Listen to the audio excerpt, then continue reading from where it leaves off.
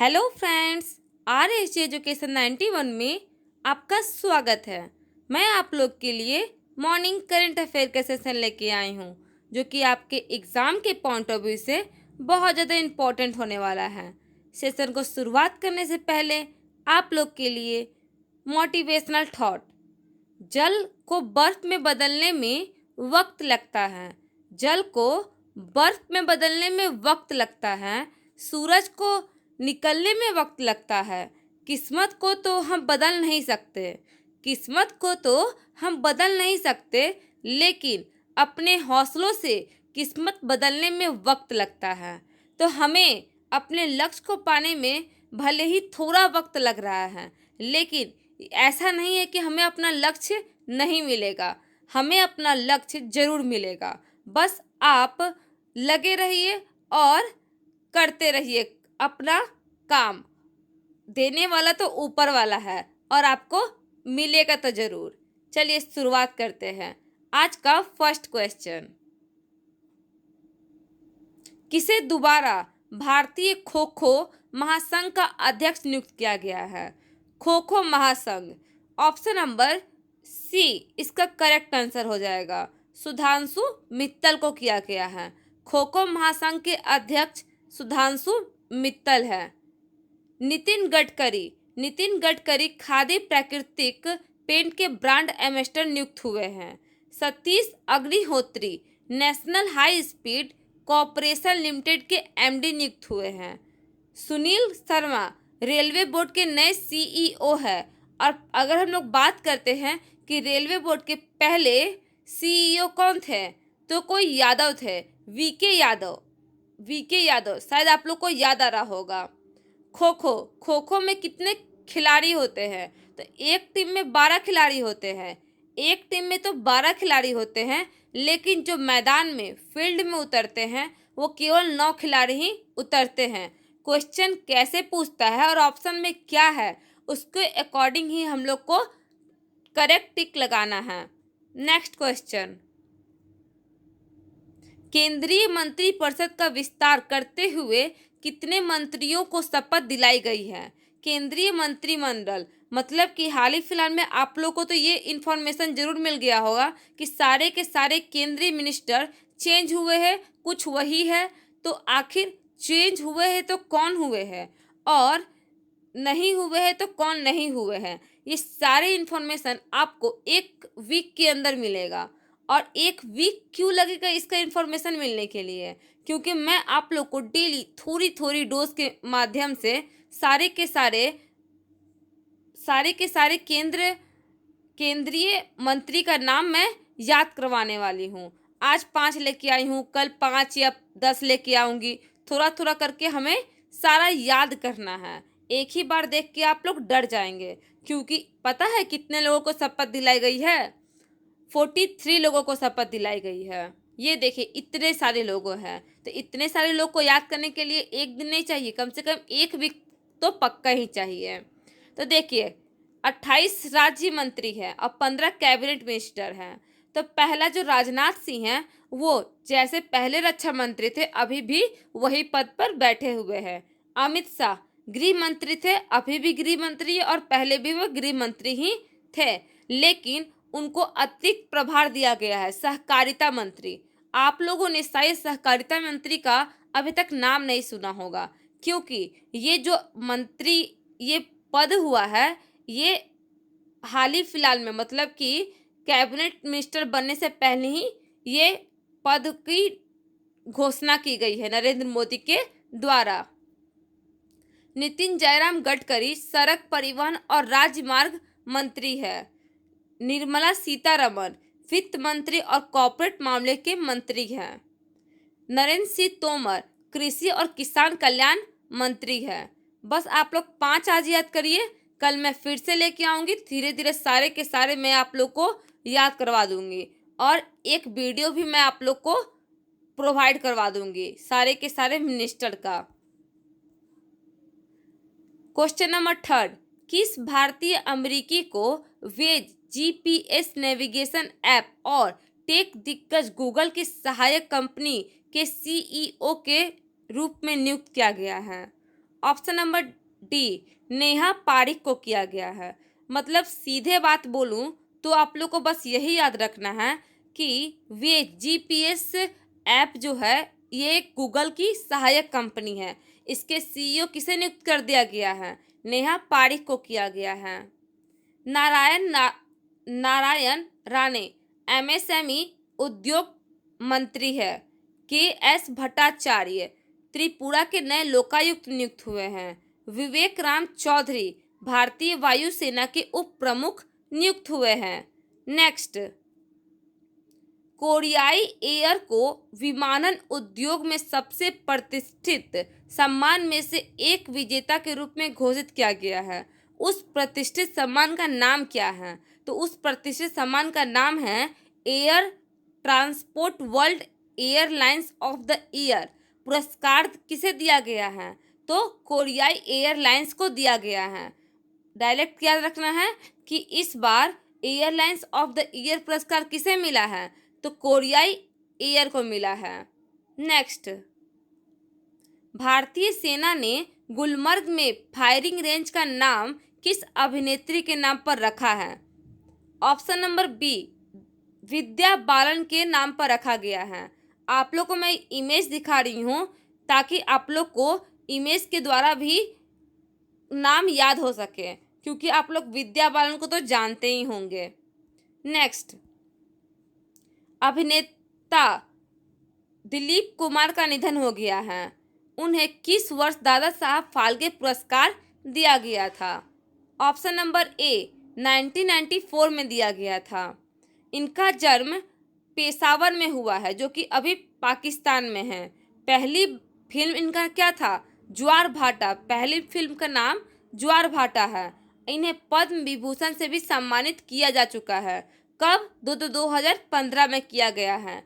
सबसे अधिक film fair award जीतने वाले ये अभिनेता हैं और इनका ये जो अवार्ड है उन्हें Guinness of the world record में शामिल किया गया है। नेक्स्ट, हैती के राष्ट्रपति का निधन हो गया है। उनका नाम क्या है? ऑप्शन नंबर सी, जोवेनेक माइस। जोनोवेक माइस। राज कौशल फिल्म निर्माता है जिनका निधन हो चुका है। के भी संपन्न कुमार, जो कि सुधर्मा संस्कृत एक दैनिक समाचार पत्र आता था, उनके ये संपादक थे। इनका भी निधन हो चुका है।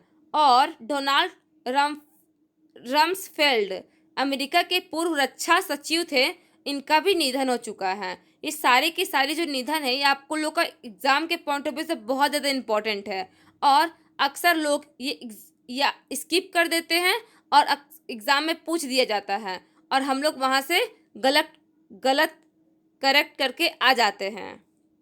नेक्स्ट, आठवां क्वेश्चन क्या है? नवेगांव नागझरी टाइगर रिजर्व में एक दुर्लभ मेलानिस्टिक तेंदुआ ब्लैक पैंथर जिसको कहते हैं देखा गया है। यह टाइगर रिजर्व किस राज्य में स्थित है? क्वेश्चन ये नहीं पूछेगा कि हाँ आप लोग को एक तेंदुआ मिला है।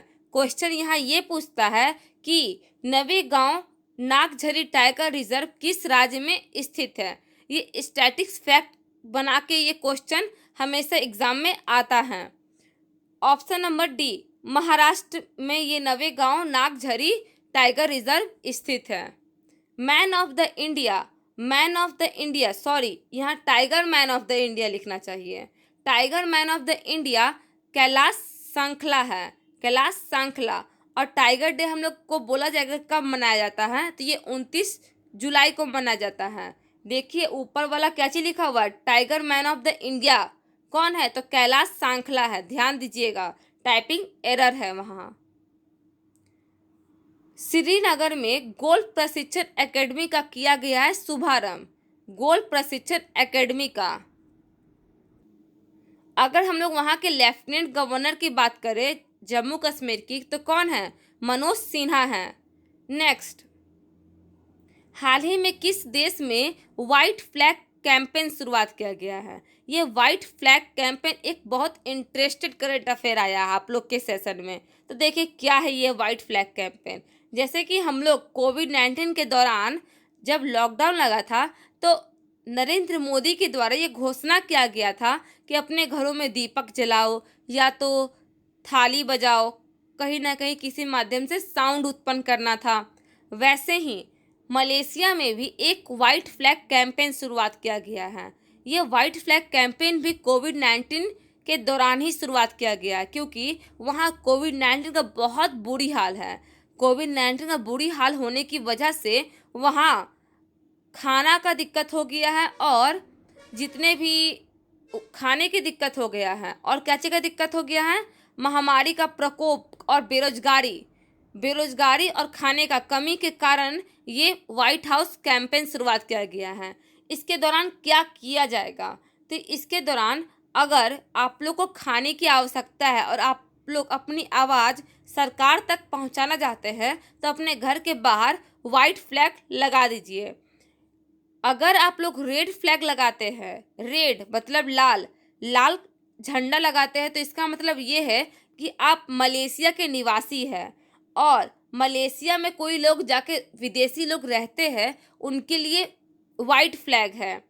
और अगर सरकार का विरोध करना है तो आप लोग को ब्लैक फ्लैग लगाना है। मतलब कि आप लोग समझ गए हैं, सरकार का विरोध के लिए ब्लैक फ्लैग, मलेशिया के बाहरी लोगों के लिए वाइट फ्लैग और मलेशिया के लोगों के लिए रेड फ्लैग शुरुआत किया गया है। इतना क्लियर हो गया। और यह जो फ्लैग है कोविड-19 महामारी के दौरान जो बेरोजगारी और खाने की कमी हो गया है उसके कारण ये शुरुआत किया गया है। चलिए और कुछ एक्स्ट्रा पॉइंट के बारे में बात करते हैं। लाल कुर्ती दल किससे संबंधित है? खान अब्दुल गफ्फार खान से संबंधित है। ऑपरेशन अम्ब्रेला हांगकांग में शुरुआत हुआ था और हांगकांग कहाँ है, तो अमेरिका में स्थित है। WHO ने हाल ही में मलेरिया मुक्त घोषित किया। किसे? चीन को किया है। अंतर्राष्ट्रीय सौर गठबंधन में शामिल होने वाले ग्रीस हो गए हैं और FATF के ग्रे लिस्ट में शामिल कौन हुए हैं, तो फिलीपींस हुए हैं। नेक्स्ट क्वेश्चन, ISSF शूटिंग विश्व कप 2021 राइफल्स, पिस्टल, शॉटगन में पदक तालिका में भारत का कौन सा स्थान रहा है? ऑप्शन नंबर ए 10वां स्थान रहा है। तो ये 10वां स्थान कैसे रहा है? कितने पदक जीते हैं इंडिया ने? तो कुल मिला के 4 पदक जीते हैं। एक है गोल्ड, एक है सिल्वर और 2 है ब्राउन्ज। एक जो गोल्ड है वो राही सरनोबत के द्वारा जीता गया है। ये जो आप लोग देख रहे होंगे इमेज, ये कौन है? राही सरनोबत है। और एक जो ब्राउन जीता गया है वो किसके द्वारा जीता गया? Silver medal. तो सिल्वर मेडल तो आप लोग का मनु भाकर और सौरभ चौधरी के द्वारा जीता गया है और 2 ब्राउन जीता गया है। तो ब्राउन इम्पॉर्टेंट नहीं है क्योंकि ये लास्ट का 3rd वाला मेडल होता है, तो उतना क्वेश्चन नहीं आता इससे रिलेटेड। आप लोग को ये भी याद रखना है कि राही सरनोबत किस खेल से संबंधित है। कभी कभी क्वेश्चन इस तरह से भी पूछता है, तो आप लोग को याद रखना कि ये शूटिंग खेल से संबंधित है। इसका जो आयोजन है ना, ये क्रोएशिया में किया गया था। पहला स्थान इसमें कौन आया है? तो रूस आया है और इंडिया 10वां स्थान पे आया है। आई होप आप लोग को ये सेशन पसंद आई होगी। पसंद आई है तो इसे लाइक, सब्सक्राइब और शेयर भी ज़रूर करिएगा, क्योंकि शेयर करने से इस वीडियो का जितना भी फ़ायदा है वो अन्य कैंडिडेट तक भी पहुंच जाएगा और उनका भी मदद कर सकेगा। अगर आप लोग को इसका रिवीजन करना है तो रिवीजन करने के लिए हमारे टेलीग्राम ग्रुप के साथ आप लोग जुड़ सकते हैं, जिसके माध्यम से आप लोग डेली क्विज के माध्यम से सारा का सारा करंट अफेयर रिवीजन कर सकते हैं। आई होप आप लोग समझ गए होंगे। तो चलिए, गुड बाय, जय हिंद, जय भारत।